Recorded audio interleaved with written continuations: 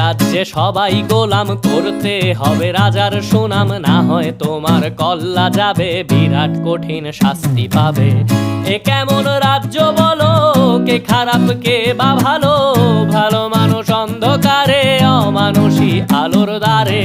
এ কেমন হচ্ছে খেলা, চারিদিকে কষ্ট মেলা, কে কোথায় যাচ্ছি ভেসে, থামবো কোথায় অবশেষে। রাজার রাজ্যে সবাই গোলাম, করতে হবে রাজার সুনাম, না হয় তোমার কল্লা যাবে, বিরাট কঠিন শাস্তি পাবে।